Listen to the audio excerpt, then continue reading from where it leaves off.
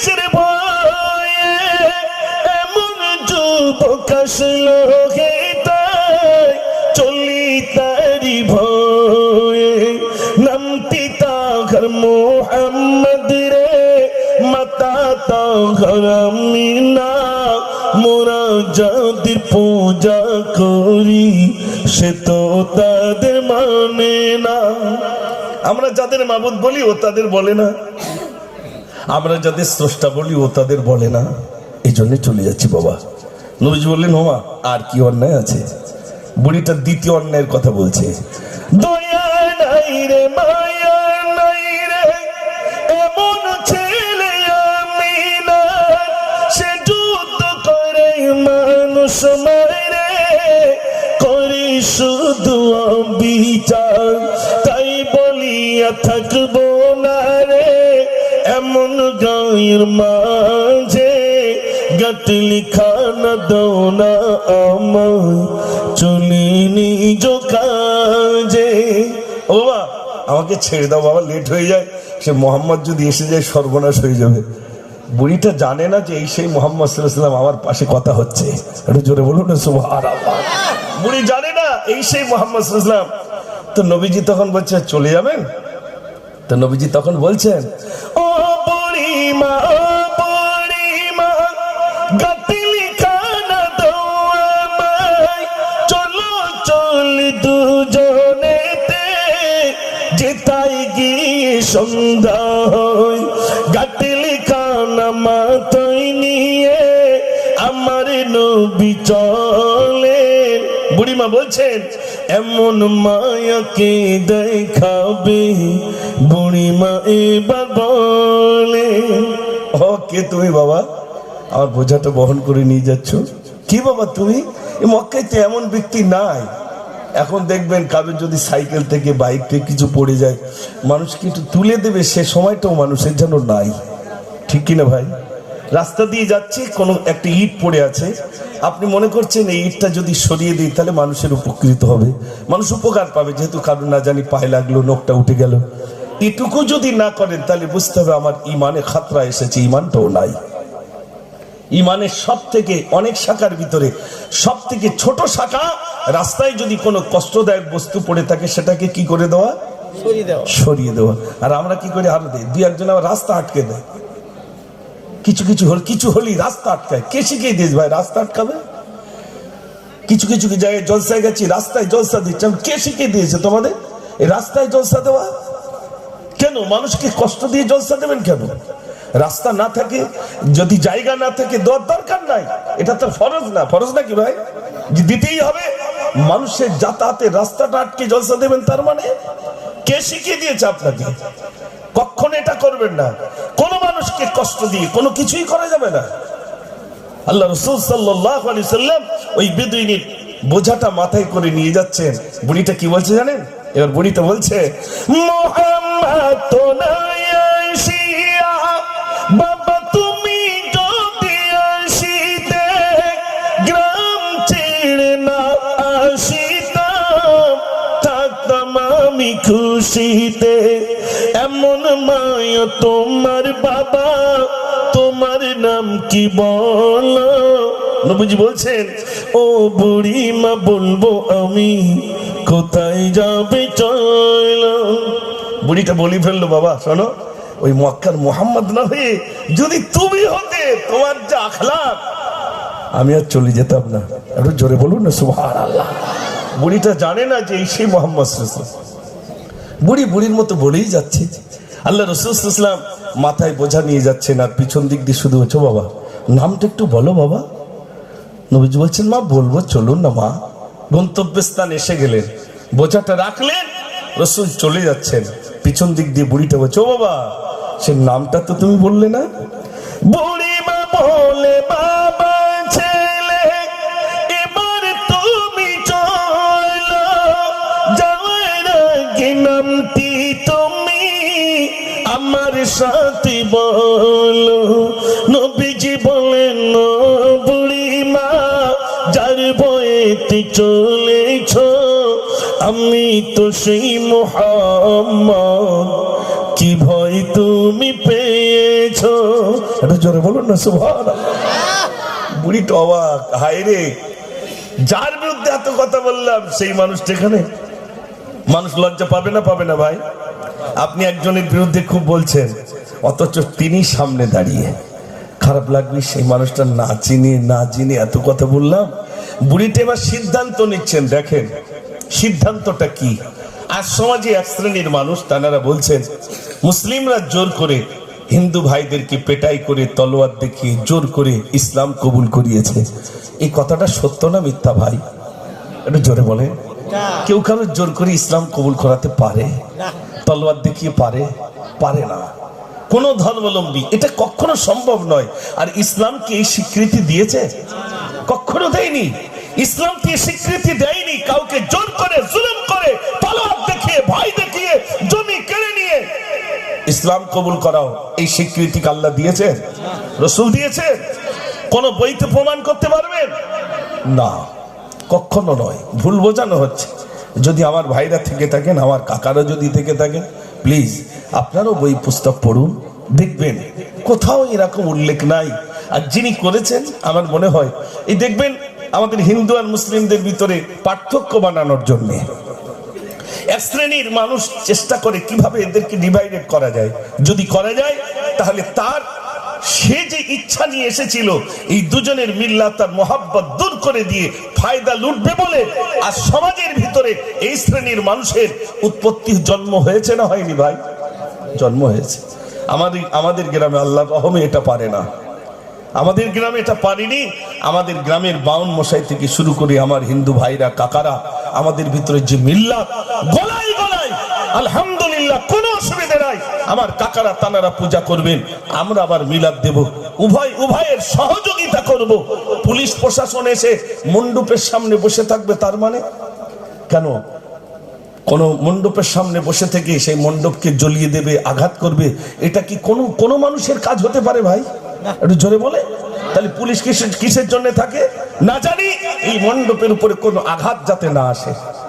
মনে রাখবেন, যেদিন মুসলমান ভাইরা ওই মণ্ডপের পাহারাদার হয়ে যাবে, আর যেদিন এই জলসার পাহারাদার হিন্দু ভাইরা হয়ে যাবে, সেদিন দেখবেন আমাদের এই ভারতবর্ষে হিন্দুস্তানের বুকে হিন্দু আর মুসলমানের ভিতরে মিল্লাত আর মুহাব্বত পয়দা হয়ে যাবে, ঐক্য এসে যাবে ইনশাআল্লাহ।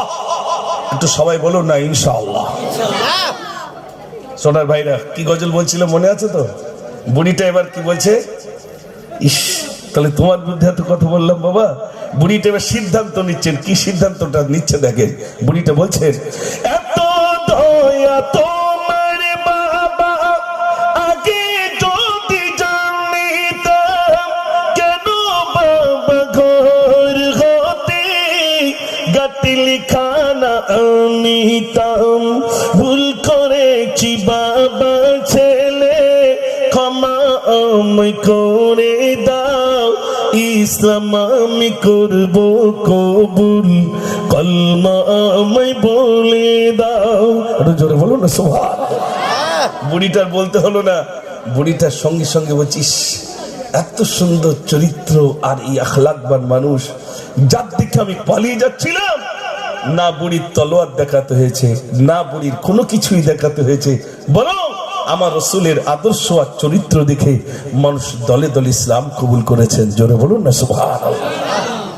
এখানে আমরা যারা আছি, আমাদের আখলাক আর চরিত্র যদি ভালো হয়, আমার বিধর্মী ভাইরা তারাও আমাদের ঘরের পাশে ঘর করবে না ভাই? করবে। আর আমাদের আখলাক আর চরিত্র যদি সর্বনাশী হয়, ওই ঘোলা পানি খাওয়ার যদি আখলাক হয়, লোকে সর্বনাশ করা যদি আমার চরিত্র হয়, আমার চোখ আর আমার মন যদি ভাইরা আমার কুকর্মের দিকে নিয়োজিত থাকে, তাহলে মনে রাখবেন আমার দ্বারাই সমাজের কোনো মানুষ উপকৃত হবে না, বরং আমার দ্বারাই মানুষ আরো সরে যাবে। এই জন্য আজ থেকে প্রতিজ্ঞা করব ইনশাআল্লাহ, আমার আখলাক আমার চরিত্র যেন রাসূল করিম সাল্লাল্লাহু আলাইহি সাল্লামের গুণে আমি আমার জীবনটা আমি রাঙিয়ে ফেলবো ইনশাআল্লাহ। রাজি আছেন তো ইনশাআল্লাহ? একটু জোরে বলুন না ইনশাআল্লাহ। এখানে অনেক ভাইরা কি কষ্ট করে আপনার এই জলসাটা দিয়েছেন, এত সুন্দর করে সাজিয়েছেন। আমার যুবক ভাইরাও আছেন আলহামদুলিল্লাহ। আমি যুবক ভাইদের কাছে বলবো, ভাই এই ফেসবুকে বিভিন্ন রকম ভাবে কমেন্ট করা, কমেন্ট বলতে কোন একটা কিছু এলো আর আপনি আন্দাজে একটা কমেন্ট করে দিলেন। আচ্ছা বলুন তো ভাই, আপনার এখানে যারা আছেন, আমার বক্তব্যটা কি শুধু আপনারা শুনছেন, না হিন্দুস্তানের বুকে আমার অনেক হিন্দু ভাই, অনেক অন্যান্য ধর্মাবলম্বী ভাইরা শোনে? শোনে না? শোনে না? শোনেন, আমিও শুনি। আমি অন্যান্য ধর্মাবলম্বীর গ্রন্থগুলো আমি পড়াশোনা করি, পড়তে হয়, জানতে হয়। অসুবিধা কিসের? কোন অসুবিধা নেই। আপনি জানুন, আপনি বুঝুন, আপনি ভাবুন। জিকির আর ফিকির দুটো শব্দ। জিকির মানে আল্লাহ স্মরণ করা, আর ফিকির মানে গবেষণা করা। কেন আমি আল্লাহকে ডাকবো? কে তিনি?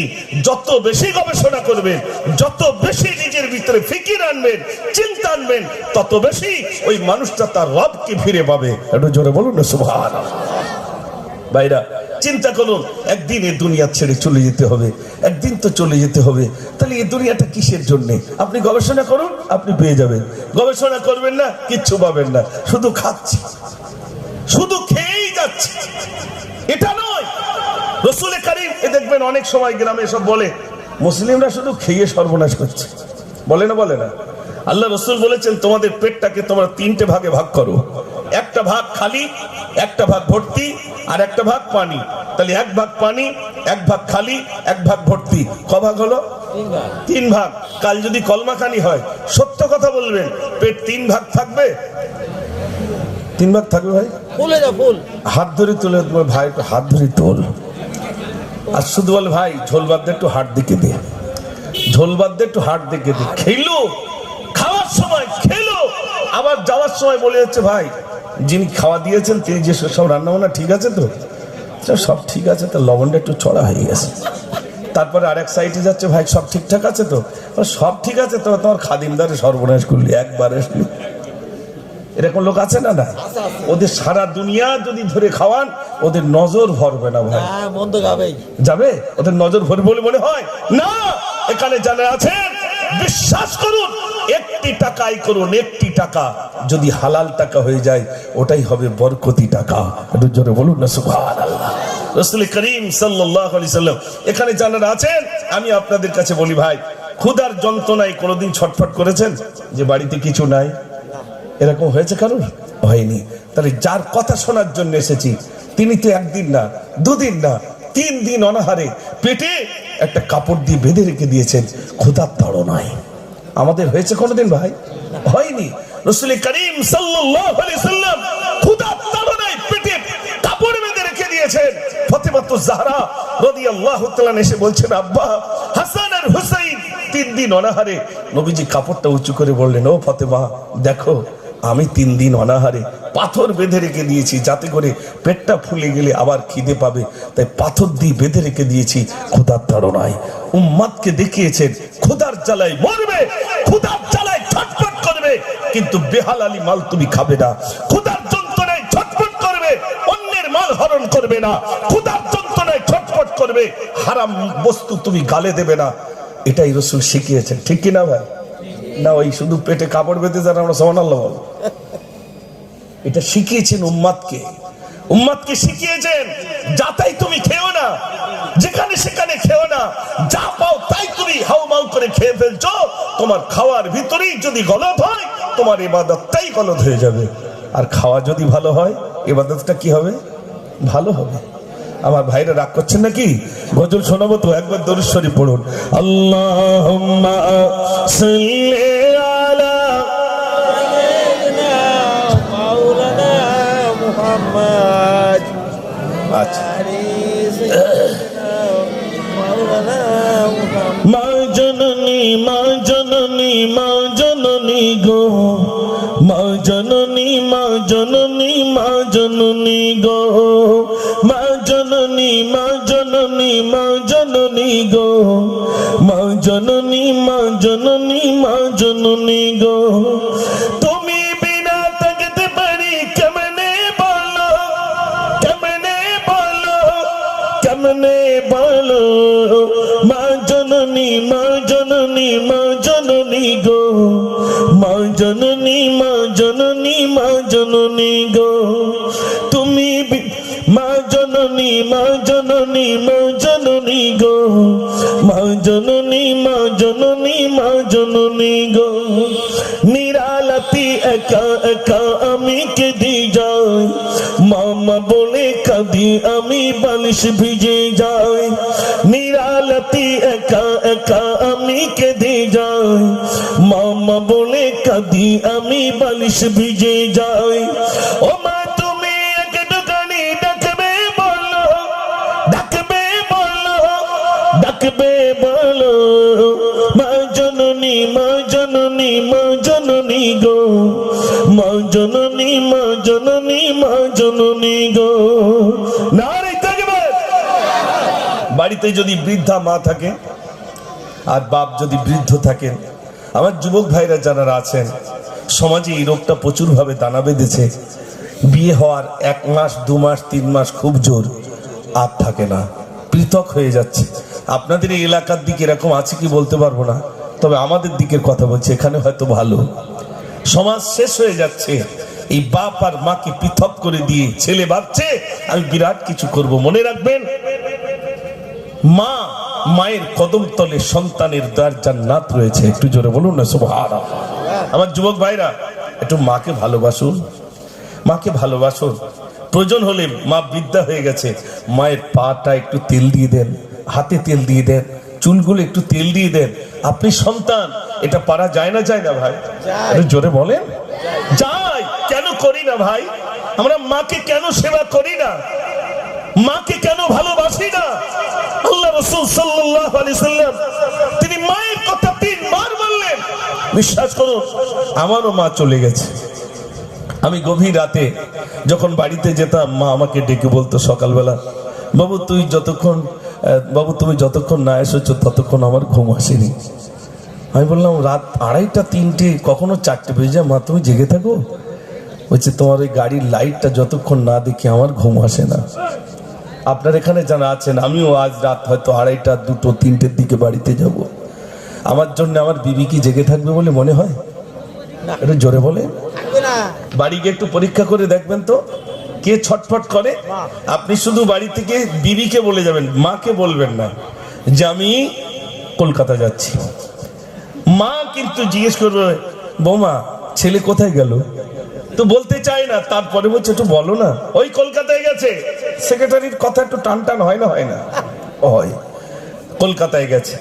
তো কলকাতায় গেছে, ও আচ্ছা ফিরবে কখন? ও ঠিক সময় হলে ফিরবে। একটু বলো না মা, ওই সন্ধ্যের দিকে ফিরবে। মা তাকিয়ে থাকে সন্ধ্যা পর্যন্ত। মাগরিব পার হয়ে গেল, মাগরিবের আজান হয়ে গেল। যে এশার আজান হবে, মা আর চুপচাপ থাকবে না, ছটফট করবে ভাই। মা একবার এ বাড়িতে যাওয়ার ছেলে কাছে একটু ফোন করো না। সেই কলকাতায় গেল, সন্ধ্যাবেলা আসবে বললো, এখন আসেনি। বৌমার কাছে বলছি তো বৌমা আমার উপর রেগে যাচ্ছে, একটু ফোন করো না। নিজের স্ত্রী কি ছটফট করবে বলে মনে হয় ভাই? না, ফোনই যাবে না, ফোন যাবে না। বরং রং নাম্বারে যদি ফোন আসে আর যদি বলে ভাবি কেমন আছো, ভাবি গল্পটা খুব সুন্দর ভাবে করবে। এই আর এক রোগ বেরিয়েছে। ঠিক বলছি না ভুল বলছি? ও যুবক ভাইরা, রাগ করবেন না, বর্তমান শেষ হয়ে যাচ্ছে। বাড়ির বউগুলো, আর এখন আপনাদের কাছে কি বলবো, আমাদের চোখে তো সব সানি পড়েছে। আমরা না লুঙ্গি চয়েস করতে পারি, না শাড়ি চয়েস করতে পারি, না বাইক চয়েস করতে পারি। সব গিন্নি নিয়ে যেতে হবে, উনি চয়েস করবে। আর আমরা বেটা ছেলে, আমাদের চোখে সব শাড়ি পড়েছে। ঠিক বলছি না ভুল বলছি? আপনারা হয়তো আমার উপর রেগে যাচ্ছেন নাকি? রাগ করলে কিছু করার নাই। বাইক কিনতে যাচ্ছে, তাও গিন্নিটার সাথে নিয়ে যাচ্ছে, তুমি রং চয়েস করো। ইস, আর আমি বেটা ছেলে, আমি বেকার। আমাদের এই 5 হাট দিয়ে, বেকা হাট দিয়ে তৈরি। একটা পুরুষের ব্রেনে যা বুদ্ধি, তার থেকে নারীর অর্ধেক বুদ্ধি। আর আমরা সব ওনাদের পাঠিয়ে দিচ্ছি, যাও তুমি বাজার করে আনো, তুমি মার্কেটিং করো। আর আমি শুধু ওই ঘাস নিড়িয়ে সময় যাক আমার। পটল খাতে আর বেগুন খাতে আমার সময়। আর আমার যা বাড়ির মানে আসবাবপত্র যা কিছু কিনবে, সবকে কিনবে। একটু জোরে বলে। সব সেক্রেটারি কিনবে, আমি কিচ্ছু জানি না। ও সোনার ভাইরা, একটু গানি শুনুন। হযরত আলকামার ইন্তেকালের মুহূর্তে তার জবানে কলমা আসে না। ভাইরা আমার, অতি কষ্টে রইলেন সাহাবায়ে কেরাম আজমাইন গণিলেন।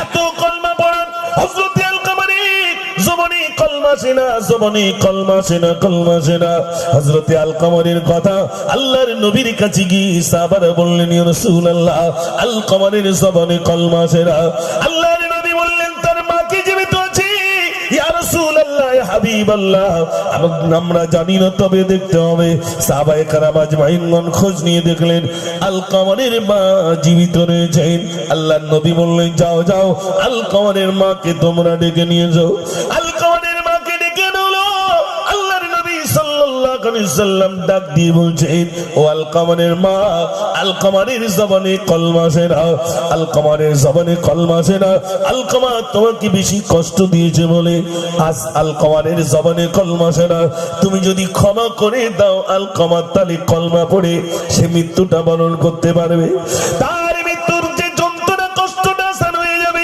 মা বললেন ইয়া রাসূলুল্লাহ আমার ছেলেকে আমি ক্ষমা করতে পারি না এত কষ্ট আমাকে দিয়েছে আমি ক্ষমা করব না আমার ঘর থেকে আমাকে বার করে দিয়েছে আমাকে যন্ত্রণা দিয়েছে আমাকে অপমানিত করেছে আমি মা আমার ছেলেকে ক্ষমা করব না এরকম অনেক মা আছে না ভাই আছে গ্রামের পঞ্চায়েতের মেম্বারের কাছে বিচার দেয় আমার ছেলেটা একটু মা বলেও ডাকে না তুমি একটু বুঝো আমার ছেলেটা যাতে একটু মা বলে ইস ও সোনার ভাইরা বড় দুঃখের কথা বলি হযরতে আলকামারের মা বললেন ইয়া রাসূলুল্লাহ আমি ক্ষমা করব না বিশ্বনবী সাল্লাল্লাহু আলাইহি সাল্লাম এত করে বুঝালেন ও আলকামারের মা তুমি ক্ষমা করে দাও নইলে জাহান্নামের খোরাক বেড়ে যাবে তোমার ছেলেটা জাহান্নামের খোরাক বেড়ে যাবে তুমি ক্ষমা করে দাও আলকামারের মা বললেন ইয়া রাসূলুল্লাহ আমি ক্ষমা করব